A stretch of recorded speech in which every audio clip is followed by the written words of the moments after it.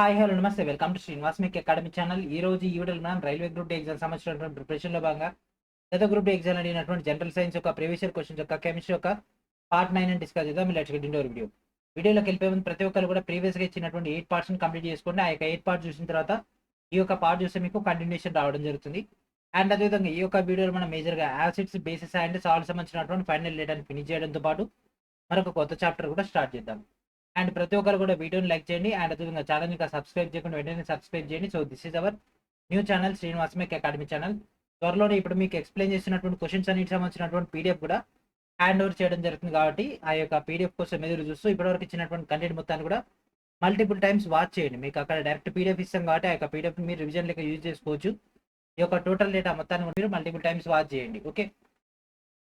And first question, the acid and base which form sodium hydrogen carbonate are. Sodium hydrogen carbonate ను రూపొందించినటువంటి ఆమ్ల మరియు క్షారాలు dash. So H2CO3 NaOH, HCl NaCl, HCl NaOH, H2CO3 Na2CO3. So ఇక్కడ అడిగింది sodium hydrogen carbonate. So sodium hydrogen carbonate అంటే NaHCO3. So ఇక NaHCO3ని ఏర్పాటు చేయడానికి కావాల్సినటువంటి ఆమ్ల మరియు క్షారాలు ఏంటి అండి? అకార్డింగ్ టు ద ఈక్వేషన్ ఎగ్జామ్లో ఇవ్వడు. కాకపోతే ఏంటంటే మనం క్వశ్చన్ సాల్వ్ చేసేటప్పుడు ఫస్ట్ ఆఫ్ ఆల్ మనకు కాన్ఫిడెంట్ ఉండాలి కదా మనం చేసేది కరెక్ట్ అని. కాబట్టి మీకు ఈక్వేషన్ తీసుకొని రావడం జరిగింది.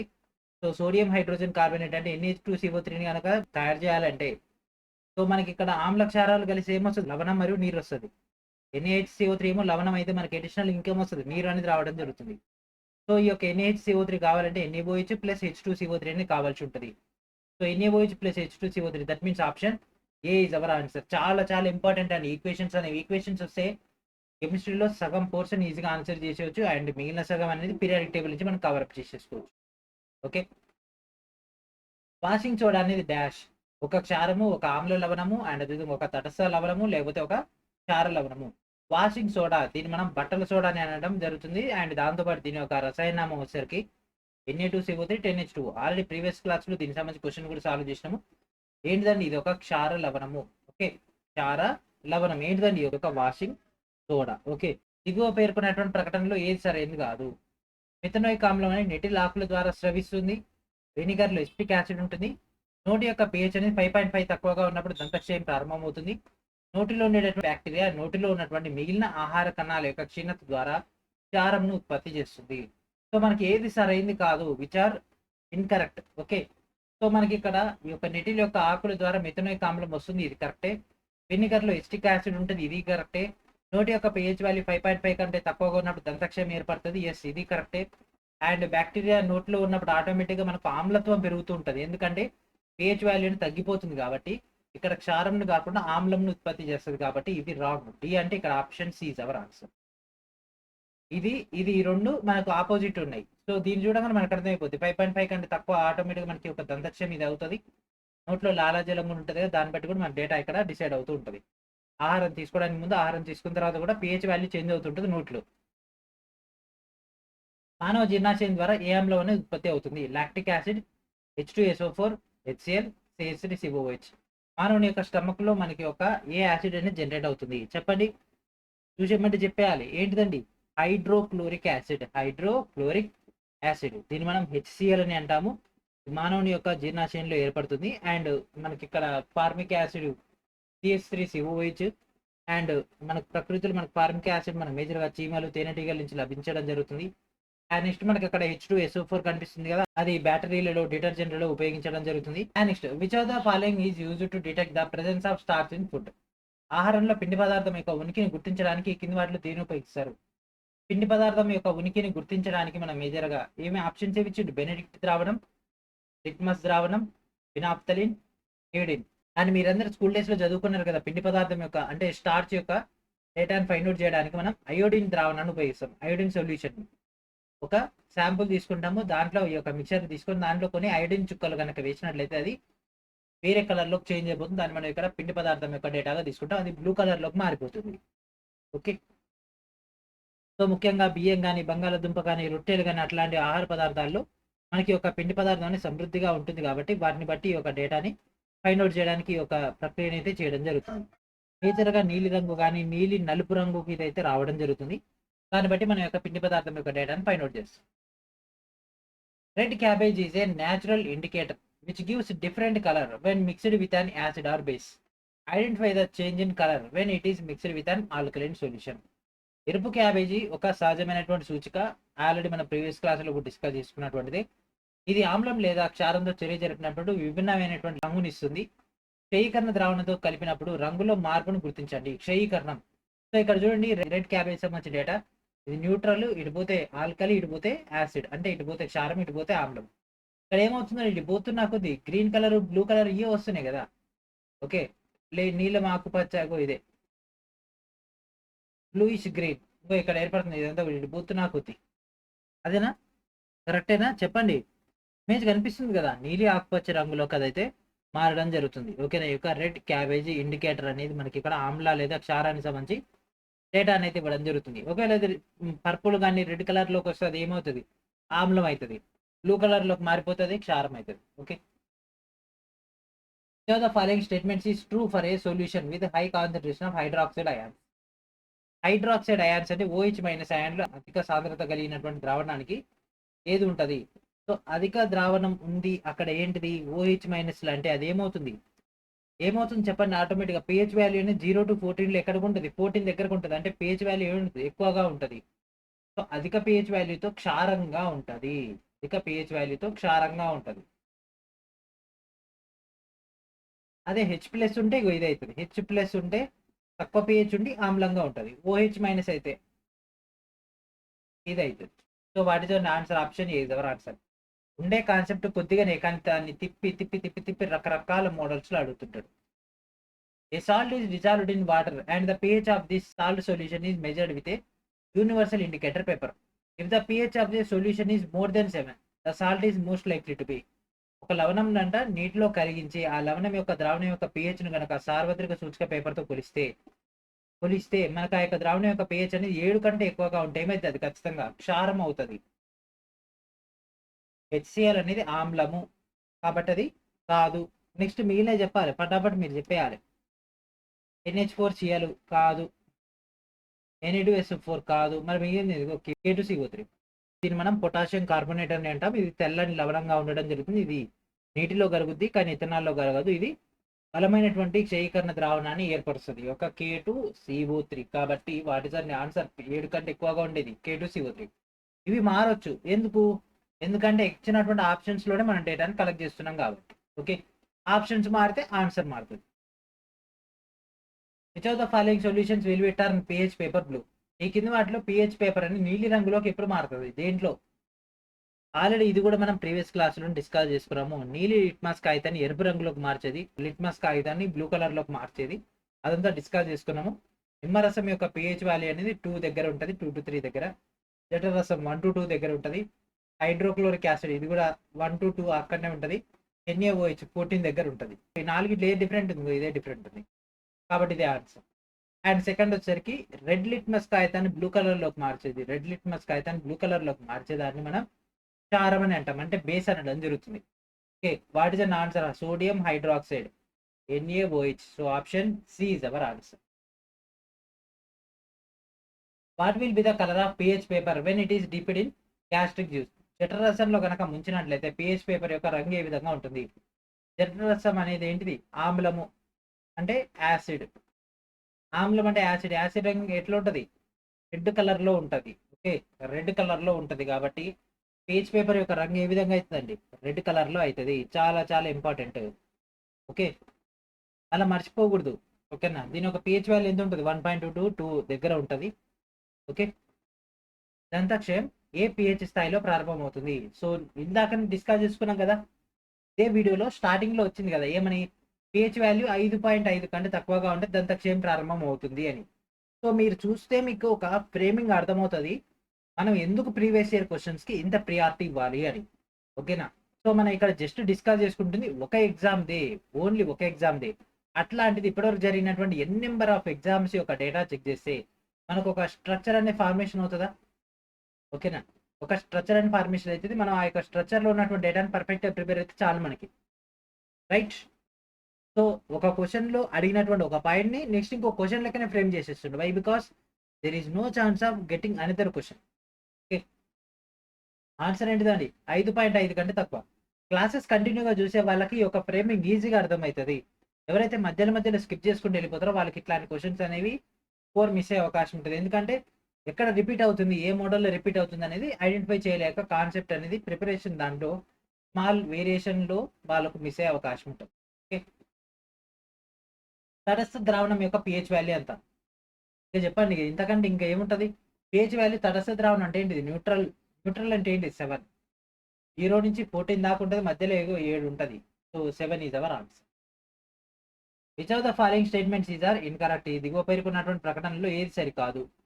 లోహాల ఆక్సైడ్లను క్షార స్వభావాన్ని కలిగి ఉంటాయి, అలోహ ఆక్సైడ్లు ఆమ్ల స్వభావాన్ని కలిగి ఉంటాయి. ఓకే, అండ్ నెక్స్ట్ లోహ ఆక్సైడ్లు ఆమ్ల స్వభావాన్ని కలిగి ఉంటాయంట. రెండోది మనకి ఇక్కడ అలోహ ఆక్సైడ్లు వచ్చేసరికి క్షార స్వభావాన్ని కలిగి ఉంటాయి. అలోహాలు రుణ విద్యుదాత్మకత కలిగి ఉంటాయంట, లోహాలు ధన విద్యుదాత్మకత స్వభావాన్ని కలిగి ఉంటాయంట. ఓకే, మరి దీని యొక్క ఆన్సర్ అని చెప్పండి అట్లీస్ట్. చెప్పండి దీని యొక్క ఆన్సర్ ఏంటిది? అడిగింది ఏంది? ఇన్కరెక్ట్. ఓకే, అడిగింది ఏంటండి? ఇన్కరెక్ట్ అంటే సరికాదు. లోహ ఆక్సైడ్లు అనేవి క్షార స్వభావాన్ని కలిగి ఉంటాయి. ప్రీవియస్ క్లాసులో మనం డిస్కస్ చేసుకున్నాము. దీని దగ్గర నేను మీకు 2-3 సార్లు ఎక్స్ప్లెయిన్ కూడా చేయడం జరిగింది, గ్యాప్ కూడా ఇవ్వడం జరిగింది. ఓకేనా? ఎందుకంటే ఇవన్నీ కూడా ఇంపార్టెంట్ అయినటువంటి టైటిల్స్ అన్నమాట. లోహ ఆక్సైడ్లు అనేవి క్షారాలు కలిగి ఉంటాయి, అలోహ ఆక్సైడ్లు ఆమ్ల స్వభావాన్ని కలిగి ఉంటాయి. ఇది కరెక్టే. ఇది కరెక్ట్ అయినప్పుడు లోహ ఆక్సైడ్లు క్షారం ఉంటాయి కాబట్టి ఆమ్లం ఉంటుందా? ఉండదు. అలోహ ఆక్సైడ్లు ఆమ్లాన్ని ఉంటాయి, క్షారం ఉంటుందా? ఉండదు. కాబట్టి ఇది రాంగ్. లోహాలు ధన విద్యుదాత్మకతను కలిగి ఉంటాయి, అండ్ అదేవిధంగా మనకి యొక్క అలోహాలు రుణ విద్యుదాత్మకత స్వభావాన్ని కలిగి ఉంటాయి. ఇది కూడా కరెక్ట్. సో ఏసీ కరెక్టే, ఏది సరికాదు, బి కాదు. కాబట్టి only B option A is our answer. pH paper shows light blue color when dipped into milk of magnesia. This indicates that milk of magnesia is there. So పాలలో ముంచినప్పుడు pH paper అనేది లేత నీలి రంగును చూపుతుంది. Okay, ఇది milk of magnesia యొక్క dash అని చూపిస్తుంది. తేలికపాటి క్షారము, తటస్థము, తేలికపాటి ఆమ్లము, బలమైనటువంటి ఆమ్లము. నాకు తెలిసి ఇది 4 సార్లు అనుకుంటా ఈ యొక్క మిల్క్ ఆఫ్ మెగ్నీషియా గురించి రావడం. ఫస్ట్ అంటే నిన్నటి వీడియోలో ఫస్ట్ క్వశ్చన్ లో వచ్చింది ఇట్లా జతపరిస్తే, అండ్ తర్వాత మళ్ళీ ఇంకోసారి కూడా అదే క్వశ్చన్ వచ్చింది, అండ్ మళ్ళీ ఒకసారి వచ్చింది, మళ్ళీ ఇక్కడ ఇంకోసారి వచ్చింది. మిల్క్ ఆఫ్ మెగ్నీషియా, మెగ్నీషియా పాలు అనేది తేలికపాటి క్షారము, దీని పిహెచ్ వాల్యూ అనేది 10 ఉంటుంది. సో 10 అనేది మనకి ఒక తేలికపాటి డేటా. ఓకే, అంటే లైట్. నెక్స్ట్ ఇంకోటేమో ఏంటిది? బలమైనటువంటి ఆమ్లం, ఇదేమో బలహీనమైనటువంటి క్షారం ఇది. ఓకే, మెగ్నీషియా పాలు లేదా మిల్క్ ఆఫ్ మెగ్నీషియా యొక్క పిహెచ్ వాల్యూ ఎంత? 10. So option A is our answer. And next, which of the following statement is correct about its litmus solution?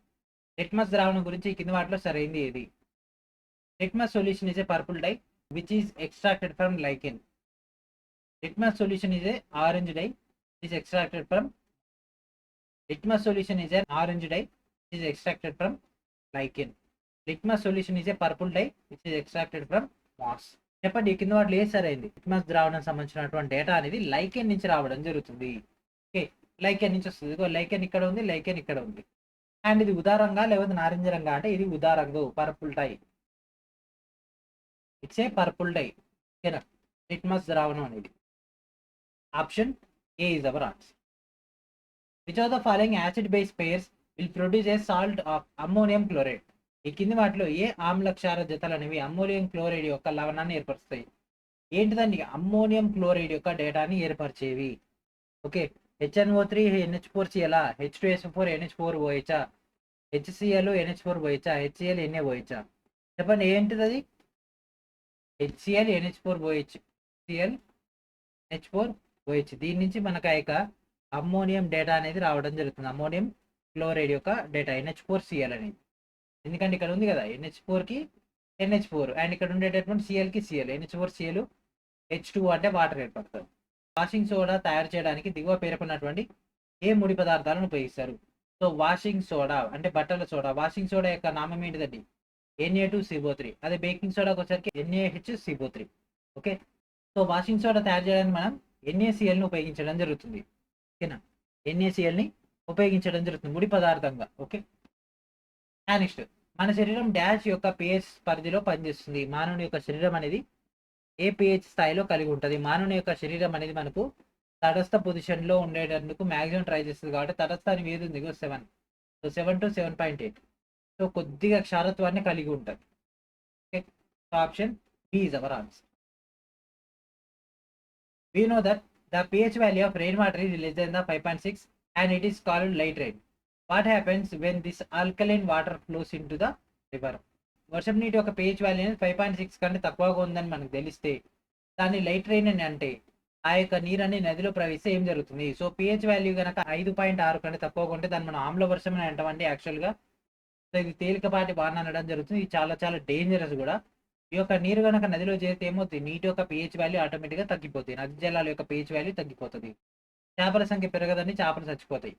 తాగడానికి మరింత ఆరోగ్యకరం అంటే కాదండి. pH వాల్యూ 7 ఉంటే ఆరోగ్యకరం. pH వాల్యూ పడిపోతున్నా కొద్దీ అదంతా ఏంటి డేంజర్. నీరు కొద్దిగా క్షయీకరణం అవుతుంది. 5.6 అంటే ఏంటిది? ఇంకా ఆమ్లయీకరణం అవ్వాలి కదా, కాబట్టి ఇది కాదు. సో ఏంటండి answer? Option A is our answer. ఇవన్నీ కూడా నిత్య జీవితంలో ఉన్నటువంటి కాన్సెప్ట్ ని తీసుకొచ్చి క్వశ్చన్ లెక్క ఫ్రేమ్ చేసేస్తున్నాడు. Okay, what happens when acid or alkalis mixed with water? ఆమ్లం లేదా క్షారం నీటితో కలిపితే ఏమవుతుంది?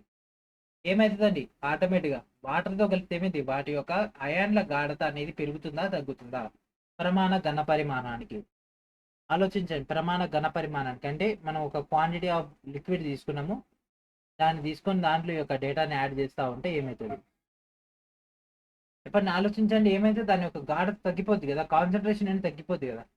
వాటర్ పెంచుతున్నా పోతే ఏమైంది? ఆటోమేటిక్గా అయాన్ల యొక్క వాటిలో ఉండేటటువంటి అయాన్ల యొక్క గాఢత తగ్గుతుంది, పెరగదు. నీరు సజలం అవుతుంది అంటే మొత్తం సొల్యూషన్ అనేది ఏమవుతుంది? వీక్ అయిపోతుంది కదా, కాబట్టి సజలం అవుతుంది. రెండు కరెక్ట్. బెస్ట్ ఎగ్జాంపుల్ ఏం లేదు, ఇగో చిన్న గ్లాస్ తీసుకుని ఆ గ్లాసులో ఒక నిమ్మ చెక్క పిండండి, పుల్లగా ఉంటుంది రుచికి. దాంట్లో నీళ్లు కలపండి, బాగా కలిపితే ఏమైంది? ఆ రుచి అనేది పుల్లగా అంతే చిక్కగా ఉంటుందా, లేకపోతే పలసగా అవుతుందా? పలసగా అవుతుందండి, సజలం అవుతుంది. నీరు కనుక ఆ యొక్క ఏదైతే టేస్ట్ అని తగ్గిపోతుందో, టేస్ట్ తగ్గిపోతుంది అంటే ఆయనలో యొక్క గాఢ తగ్గిపోతున్నట్టు. సో 2, 3 కరెక్టే కాబట్టి option A is our answer. Litmus is a natural acid base indicator which is extracted from. So litmus అనేది సహజ ఆమ్లక్షార సూచిక. దేని నుంచి గ్రహించబడుతుంది లేదా సేకరించబడుతుంది? ఇలాగనే అనుకున్నాం కదా. ఎక్కడి నుంచి అండి? లైకేన్. లైకేన్ నుంచి అయితే తీసుకోవడం జరుగుతుంది. చాలా చాలా ఇంపార్టెంట్ అని ఎన్ నెంబర్ ఆఫ్ టైమ్స్ అడుగుతూనే ఉన్నాడు, మళ్ళీ అడుగుతూనే ఉంటాడు. Which of the following salts is an active ingredient in antacids? Antacid లో ఈ కింది వాటిలో ఏ లవణాలు క్రియాశీలమైనటువంటి పదార్థాలు? ఓకే, యాంటాసిడ్స్ చెప్పాలండి. ఆప్షన్ గమనించండి. NaHCO3, Na2CO3, CaCl2, CaOCl2. So ఇక్కడ మనకు అడిగింది ఈ యొక్క యాంటాసిడ్స్. సో యాంటాసిడ్స్ లో సోడియం బైకార్బోనేట్ NaHCO3. సో ఇది మనకు వంట సోడా లెక్క కూడా ఉపయోగించడం జరుగుతుంది. సో ఇది దీన్ని బేకింగ్ సోడా అని కూడా మనం అంటాం. ఇది గుండెల్లో మంట, అజీర్ణము, కడుపులో నొప్పి ఇట్లాంటి వాటికి ఈ యొక్క యాంటాసిడ్ గా దీన్ని అయితే ఉపయోగించడం జరుగుతుంది. ఇక్కడితోటి మనకు సక్సెస్ఫుల్ గా ఏమైపోయినాయండి? ఆమ్లాలు, క్షారాలు, లవణాలు అయితే ఫినిష్ అయిపోవడం జరిగింది. అండ్ నెక్స్ట్ మనం స్టార్ట్ చేయబోతున్నాం సొల్యూషన్స్ అంటే ద్రావణాలు. ఓకేనా? సో ద్రావణి, ద్రావితం అట్లాంటి కాన్సెప్ట్స్ ఉంటాయి కదా, కాకపోతే అంత ఇండైరెక్ట్ గా అడగలేదు, కానీ అప్లికేషన్ ఓరియంటెడ్ అడగడం జరిగింది. A white precipitate will be formed if we add ammonia solution to dash. So dash కు అమ్మోనియా ద్రావణాన్ని జోడించినట్లయితే ఒక తెల్లని అవక్షేపం ఏర్పడుతుంది. ఓకేనా? సో ఇక తెల్లని అవక్షేపం ఏర్పడడానికి దీన్ని యాడ్ చేయాలంటే AlCl3ని యాడ్ చేయాలి. ఓకేనా? AlCl3ని కనుక యాడ్ చేస్తే మనకు తెల్లని అవక్షేపం ఏర్పడుతుంది. ఓకే, మరి దీనికి సంబంధించి కెమికల్ రియాక్షన్ ఉంటేనే మనకి ఏమైనా అర్థం చేసుకోగలం, కాబట్టి మీకోసం కెమికల్ రియాక్షన్ ఇక్కడ ప్రొవైడ్ చేస్తున్నాం చూడండి. AlCl3 aqua సొల్యూషన్ అండ్ దాంతోపాటు NH4OH ఈ యొక్క డేటాను కనుక తీసుకుంటే AlOH టేకెన్ థ్రైస్ అండ్ ఇది మనకు ప్రెసిపిటేటర్ అవుతుంది. ప్రెసిపిటేటర్ అంటే ఏంటి? తెల్లని అవక్షేపము. అండ్ అదేవిధంగా NH4Cl అనేది ఏర్పడుతుంది aqua solution. Okay, what is an answer? Option C is our answer. And element A react with water to form a solution which returns phenolphthalein solution pink. Element A is most likely to be dash. ఏ మూలకం నీటితో చర్య జరిపి ఒక ద్రావణాన్ని ఏర్పరుస్తుంది? ఇది ఫినాప్థలిన్ ద్రావణం గులాబీ రంగులోకి మారుతుంది. ఏ మూలకం ఎక్కువగా డాష్ ఉండే అవకాశం ఉంటుంది? ఓకేనా? ఇక్కడ ఏమన్నాడండి? నీటితో చర్య జరిపితే ఏ రంగులోకి మారుతుందంట? ఫినాప్థలిన్ అనేది గులాబీ రంగులోకి మారుతుందంట. సో గులాబీ రంగులోకి మారుతుంది అంటే మనకు అక్కడ ఏముంటది? AgSCMg, that is Mg, magnesium. అది మెగ్నీషియం అవడం జరుగుతుంది. ఎందుకంటే ఇది క్షార స్వభావాన్ని కలిగి ఉంటుంది కాబట్టి ఇది గులాబీ రంగులోకి మారుతుంది ఫినాప్థలిన్. అండ్ నెక్స్ట్, విద్యుత్ ప్రవాహం యొక్క వాహకాన్ని పరిశోధించడానికి రవి ఒక ప్రయోగం చేయడం జరిగిందట. అతను వివిధ జల ద్రావణాలు లేదా ద్రవాలను ఎలక్ట్రోలైట్ వల్ల ఉండేటటువంటి వాటిని తీసుకుని విద్యుత్తును పంపడానికి ప్రయత్నించినట మరియు వలయాన్ని ఒక బల్బుతో అనుసంధానం చేస్తే ఈ కింది వాటిలో దేని సమక్షంలో బల్బు వెలగదు? సోడియం క్లోరైడ్ NaCl మనం ఒక బీకర్లో తీసుకుని NaCl ద్రావణాన్ని కనుక పోస్తే దాని నుంచి విద్యుత్ ప్రవాహం జరుగుతుంది. ఆల్రెడీ మనం ఫిజిక్స్లో డిస్కస్ చేసుకున్నాం కూడా, కాబట్టి ఇది ఓకే. కాల్షియం క్లోరైడ్ దీని నుంచి కూడా ప్రయాణిస్తుంది. కాపర్ సల్ఫేట్ దీని నుంచి కూడా ప్రయాణిస్తుంది. ఆక్టేన్ నుంచే ప్రవహించదు. బల్బు వెలగదు అంటే దాని నుంచి విద్యుత్ ప్రవహించదు కాబట్టి ఆక్టేన్ ఇస్ అవర్ ఆన్సర్. ఏం లేదు, 4గిట్లో 3 పోతున్నాయంటే ఒకటి పోదనే కదా అర్థం. సో అక్కడ ఏది ఇస్తే అదే answer. Octane is our answer. The insoluble substance formed in a solution during a chemical reaction is known as. రసాయన చర్య సమయంలో ద్రావణంలో ఏర్పడేటటువంటి కరగని పదార్థాన్ని ఏమంటారు? కరగని పదార్థాన్ని ప్రెసిపిటేషన్ అనడం జరుగుతుంది. ఆ యొక్క ప్రక్రియను దాంట్లో ఏర్పడేటటువంటి దాన్ని ప్రెసిపిటేట్ అంటారు. అంటే అవక్షేపం, అంటే అవక్షేపాలు అనేవి ఏర్పడడం జరుగుతుంది. సో దాన్ని మనం ఏ విధంగా చూపిస్తామంటే బాణం ఈ విధంగా కిందికి ఉన్నట్టు చూపించడం జరుగుతుంది. ఈ విధంగా చూపిస్తే అది వాయువు అండి గాలిలోకి ఎగిరిపోతుందని, ఈ విధంగా కింది చూపిస్తే అది ప్రెసిపిటేటర్, అది మిగిలిపోతుంది అని. ఫర్ ఎగ్జాంపుల్ AgNO3 KCl కనుక తెలియజెప్తే AgCl అని మనకు అవక్షేపంగా ఏర్పడి KNO3 అనేది మనకి ఆక్వా సొల్యూషన్గా రావడం జరుగుతుంది. నెక్స్ట్, అరుణ్ ఒక ప్రయోగశాలలో ఒక ప్రయోగం చేస్తున్నాడ. అతను ఫెర్రిక్ క్లోరైడ్ యొక్క ద్రావణాన్ని తీసుకుని కొన్ని చిన్న జింక్ ముక్కలను జోడిస్తే ఫెర్రిక్ క్లోరైడ్ యొక్క పసుపు రంగు కనుమరుగైనప్పుడు అది ఏ సమ్మేళనం ఏర్పడుతుంది అప్పుడు? ఓకే, సో ఇక్కడ మనకు అరుణ్ ఏం చేసినాడు, ప్రయోగశాలలో ఒక ప్రయోగం చేసినాడ. అయితే ఇక్కడ మనకు ఫెర్రిక్ క్లోరైడ్ ద్రావణాన్ని తీసుకున్నాడు. Okay, ferric chloride, okay ferric chloride FeCl, okay ఈ డేటా తీసుకుంటూ అయితే దానికి ఏం చేసినాడ, దానికి జింక్ని యాడ్ చేసాం. అయితే జింక్ని యాడ్ చేస్తే మనకు అవుట్కమ్ ఏమొచ్చింది చెప్పండి? ZnCl2గా ఫామ్ అవుతుంది. Fe అని మనకు సపరేట్ వచ్చేస్తుంది. సో ఈ సమ్మేళనం ఏర్పడుతుంది ZnCl2. అంతే, కెమికల్ రియాక్షన్స్ ఏంటి, జస్ట్ స్థానభ్రంశ చర్య ఇది. Okay, in precipitation of NaOH by electrolytic method which solution is used. విద్యుత్ విశ్లేషణ పద్ధతి ద్వారా NaOH తయారీలో ఏ ద్రావణాన్ని ఉపయోగిస్తారు? NaOH తయారీలో దేన్ని ఉపయోగించడం జరుగుతుందండి చెప్పండి? సున్నపు నీరా, క్లోరిన్ నీరా, బ్రోమిన్ నీరా, ఏంటిది? బ్రెయిన్ ద్రావణాన్ని ఉపయోగిస్తారండి. ఈ యొక్క విద్యుత్ విశ్లేషణ ప్రక్రియ ద్వారా లేదా ఈ యొక్క విద్యుత్ విశ్లేషణ పద్ధతి ద్వారా NaOH తయారీలో బ్రెయిన్ ద్రావణాన్ని ఉపయోగించడం జరుగుతుంది. The colour of CuCl2 solution is. CuCl2 ద్రావణం యొక్క రంగు ఏ విధంగా ఉంటుంది? CuCl2 ఆప్షన్స్ ఏంటి? నీలం ఎరుపు, నీలం ఆకుపచ్చ, ఎరుపు ఆకుపచ్చ, పసుపు ఆకుపచ్చ. సో ఇక్కడ మనం డేటా కనుక తీసుకున్నట్లయితే CuCl2 ద్రావణం యొక్క రంగు అనేది మనకు ఇది బ్లూ అండ్ గ్రీన్లో ఉండడం జరుగుతుంది. ఓకే, బ్లూ మరియు గ్రీన్ ఆ యొక్క కాంబినేషన్లో ఉంటుంది. సో ఈ యొక్క కాపర్ క్లోరైడ్ మనకు చర్య జరిపినప్పుడు మనకు ఆ యొక్క డేటా అనేది రావడం జరుగుతుంది. ఫస్ట్ ఆకుపచ్చగా, తర్వాత నీలం రంగులోకి మారిపోతుంది. Which of the following colloids has a solid dispersion phase in a liquid dispersion medium. ద్రవ వ్యాప్తి మాధ్యమంలో ఈ కింది వాటిలో ఏది ఘన వ్యాప్తి దశను కలిగి ఉంటుంది? సొల్యూషనా, జెల్లా, ఎమల్షనా, ఫోమా? సో మనకి ఇక్కడ డేటా అనేది సొల్యూషన్సా, జెల్లా, ఎమల్షనా, ఫోమా? సో ఇక ఘన వ్యాప్తి దశను కలిగి ఉంటుంది సొల్యూషన్స్, సాల్వ్ అని అంటారు. సో ఇది మనకి ఒక డేటా కలిగి ఉండడం జరుగుతుంది. జున్ను, వెన్న, జెల్లీలు, ఎమల్షన్స్ ఇవన్నీ కూడా మనం 2 కంటే ఎంతకంటే ఎక్కువ ద్రావాల యొక్క మిశ్రమంగా మనకి ఇక్కడ రావడం జరుగుతుంది. సోడియం క్లోరైడ్ యొక్క జల ద్రావణాన్ని ఏమని పిలుస్తారు? సో సోడియం క్లోరైడ్ ఏమంటారు? బ్రెయిన్ ద్రావణం అనడం జరుగుతుంది. డైరెక్ట్ క్వశ్చన్స్ ఇవన్నీ కూడా టెక్స్ట్ బుక్ లోంచి డైరెక్ట్ వచ్చినటువంటి పాయింట్స్ ఇవన్నీ కూడా. The path of a beam of light is visible through a dash solution in which the size of the particles is relatively larger. కణాల పరిమాణం సాపేక్షంగా పెద్దగా ఉండేటటువంటి డాష్ ద్రావణం ద్వారా కాంతిపుంజం యొక్క మార్గం అనేది కనిపిస్తుంది. ఇది ఆల్రెడీ మనం ఫిజిక్స్ లో డిస్కస్ చేసుకున్నటువంటిది. ఈ యొక్క కాన్సెప్ట్ అనేది ఏంటిదండి? కొల్లాయిడల్ ద్రావణం అనడం జరుగుతుంది. కొల్లాయిడల్ ద్రావణంలో మనం ఆల్రెడీ పిక్చర్ కూడా అక్కడ ఇవ్వడం జరిగింది, ఏ విధంగా అది విజిబుల్ అవుతుంది అని. అండ్ నెక్స్ట్ వచ్చేసరికి వాయు నియమాలు, gases laws. Okay, gases laws, వాయు యొక్క నియమాలు. ఓకే, సో ఫస్ట్ వచ్చేసరికి the combustion of 1 methane gas molecule gives dash carbon dioxide and dash water molecules respectively. ఒక మీథేన్ వాయువు అణువు యొక్క దహనం వరుసగా మనకు కార్బన్ డైఆక్సైడ్ మరియు యొక్క నీటి అణువులు డాష్గా ఉంటాయి. ఓకే, మనకి ఏం అడిగిందండి? ఒక మీథేన్ వాయువు, మీథేన్ అంటే ఏంటి? CH4 4 అండ్ దాంతోపాటు మనకి ఆ యొక్క దహన ప్రక్రియ జరుగుతుంది. ఓకే. అంటే దానికి ఏం కావాలి? ఆక్సిజన్ యాడ్ చేయాలి. O2 దట్ ఇంప్లైస్ సో ఏమవుతుందండి? CO2 plus 2H2O. ఒక సికి ఒక సి, 4 హెచ్లకి ఇక్కడ 2 2 4, 2 ఓలకి ఇక్కడ 2 ఓలు, ఇక్కడ 2 ఓలు మొత్తం సెట్ అయిపోయినాయి. సో ఎన్ని CO2లు వచ్చినాయి? 1. ఎన్ని H2ఓలు వచ్చినాయి? 2. కార్బన్ డైఆక్సైడ్ అంటే 1, తర్వాత నీటి అణువులు అంటే 2. So option B is our answer. Equation వస్తే ఇంతే, ఈక్వేషన్ రాకపోతే దీనంత హార్డెస్టే లేదు.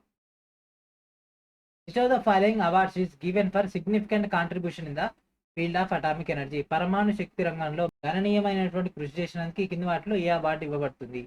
సో పరమాణు శక్తి రంగం అంటే మనకి ఒక అటామిక్ ఎనర్జీ వాటిపైన కనుక ఎక్స్పెరిమెంట్ చేస్తే వాళ్ళకి హోమీ జహంగీర్ బాబా అవార్డు అయితే ఇవ్వడం జరుగుతుంది. దాన్ని మనం సింపుల్గా హోమీ బాబా అవార్డు అయితే అంటాము. అణుశక్తి రంగంలో వీటికి సంబంధించినటువంటి డేటా ఉంటుంది.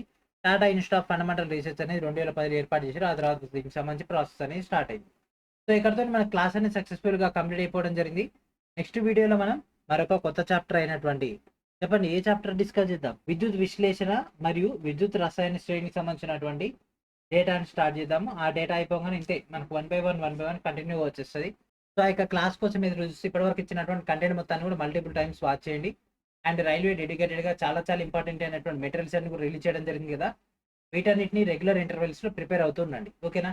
సో ఇది ఫ్రెండ్స్ ఈ రోజు వీడియో. ప్రతి ఒక్కరు కూడా మన యొక్క ఛానల్ ద్వారా ప్రొవైడ్ చేసినటువంటి యొక్క సిబిటి టెస్ట్ సిరీస్ని అండ్ దాంతోపాటు మన యొక్క గ్రూప్ డి ఫౌండేషన్ కోర్సుని గ్యాదర్ చేసుకోండి.